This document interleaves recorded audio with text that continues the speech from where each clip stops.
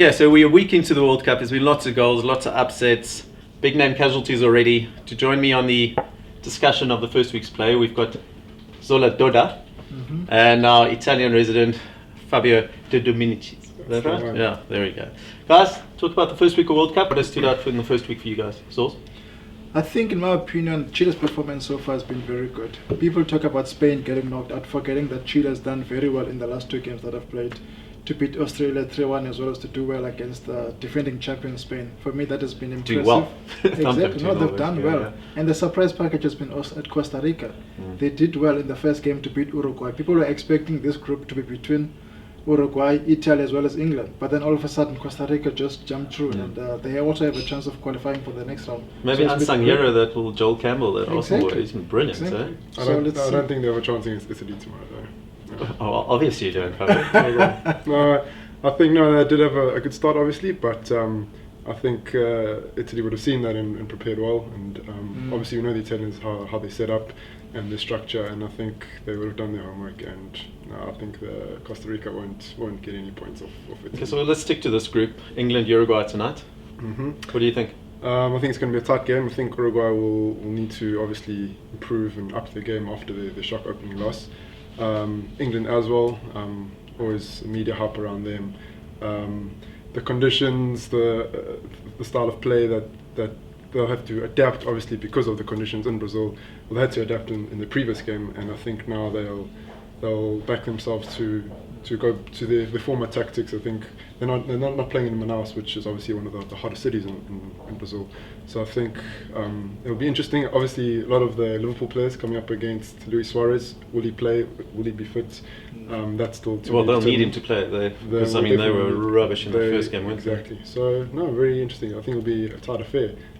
Zols, sorry, tell me about your thoughts on Spain. What's gone wrong there? It was, I mean, that's a shock. It just stuffed up all our predictors, wasn't it? Yeah, you know what, if you look at both games, they didn't play badly in the first half. They did really well. They started well, and as soon as they conceded, they also had 60% of the ball position against Spain, even though they lost 5-1 as well as against Chile.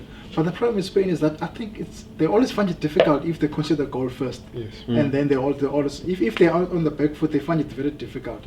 They are the side who normally scores first and then control the game by passing the ball around. And they're not used to conceding though, are they? Now suddenly they played Casillas. No, exactly. Yeah, even last night against Chile, that for a fairly straightforward free kicks, punches it straight back. Yeah, and also Diego Costa is also. No, but he's mucked though, isn't he? I mean, he looked out of place in the Spanish team. Definitely. So, are you excited about him being at your team Chelsea next season, though? Not really. I'm not sure. We still have to see what he has to do for Chelsea. But I mean, club football is different to international football.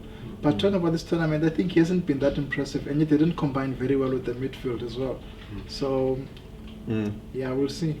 Fabio, some of the big names, teams like Brazil, Germany, obviously got off to good starts. Brazil not so much in the second game. What have you made of the tournament favourites?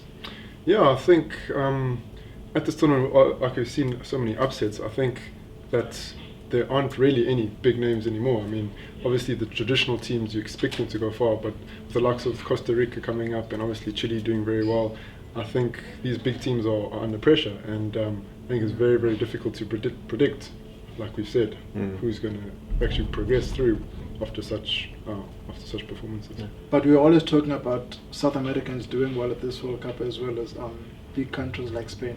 But if you look at the tournament closely now, I think a country like Germany as well as Netherlands, you cannot write them off completely because they've done very well. And Germany, basically, the Dutch national team has got different squad compared to 2010, but still they're doing very well. And against Spain, they only had 4 players who played in that cup final. So considering the team is very inexperienced, I think they've done very well. To me, the Dutch look like they look like they're going to score every time they go forward, but it's at the back. We saw yesterday against Australia. They are vulnerable. So I reckon when they come up against a team like Germany, for instance, it's not going to be quite the walk in the park that I've had so far. But let's something a bit more sad. Africa. What's gone wrong? Honestly, in my opinion, I didn't expect African teams to do well at this World Cup, except for Cote d'Ivoire. Because if you can look at all the groups, no matter how good a team is, you still need to be in a fairly. You still need to look at the group to stand a good chance of qualifying for the next round. And if you look at the Cote d'Ivoire group, no offense to Colombia, Greece, as well as Japan, Cote d'Ivoire have got the best chances of progressing to the next round. Yeah. as good as Ghana as good as Ghana is now. But I mean, the group they are in with Germany, Portugal, as well as USA, it was always going to be tough for them. And especially losing against USA, it effectively just knocks them out, though, doesn't it? As for Algeria, I think they threw it away because had they won the first game against the Belgium, they would have stood a chance of progressing to the next round. Nigeria also have it tough, of course. I mean, the opening result against Iran didn't go in their favour, obviously 0-0. And now they've got Argentina and Bosnia to face. Those are two very difficult teams. So yeah, they needed 3 points against Iran, didn't they? They did, and I think they've got their work cut out for them now. Okay, what do you think we can expect in the group stages? Your picks to get there. Maybe who some of the teams you think that won't get through to the group stages? No, I think England are out. England are definitely out. They'll use Uruguay tonight and they'll be picking that. They'll meet Spanish guys at the airport. So, be on the same plane. No, I think England are out. I think in Group A, I'll go for Chile as well as Netherlands. I'd like for Chile to finish on top of the group so that they can avoid Brazil, and for Netherlands to finish second so that they can play. So that they can play against Brazil. Yeah. In Group A, I would go for Brazil as well as Mexico. Brazil and Mexico, I think they'll go through. Group B is going to be Netherlands and Chile. Yeah. Fabio, 2 players that have stood out for you? Sure. I think non-Italian. Not to go there. No, I think it's a household name by Thomas Müller, even from the last World Cup. He's proving his worth, obviously, with the first World Cup hat-trick. He's done very well. And let's see, who else can we pick? I think Gutierrez for Colombia. He's definitely the go-to man now, obviously, now that Falcao's been ruled out.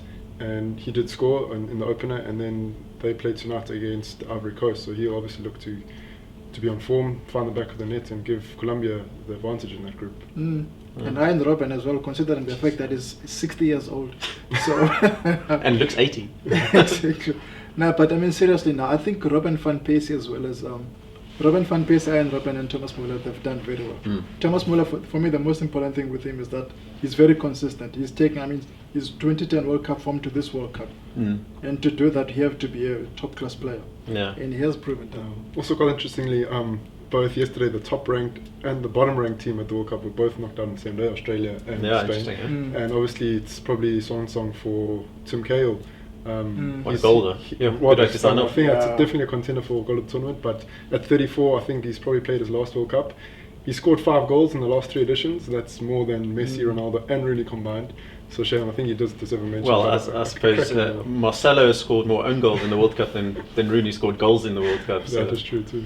But it's said that he won't play in the last match because he's been suspended. Yeah, 2 yellow cards, so he misses. But it's a dead rubber against Spain. I think that game, Spain will probably give their substitutes a run in that game. It's not worth anything for them. And like Xabi Alonso said, it's a new era for Spain, so might as well start now. Yeah. Cool, gents. Thanks for your time. Remember to get in your kickoff predictors. Closing for round 3 is in 2 days, if I'm not mistaken. So check it out. By the way, new Kickoff magazine hits shelves tomorrow. Action packed again. We've got Charlie we went away to Durban with him on holiday, and obviously also lots of World Cup stuff.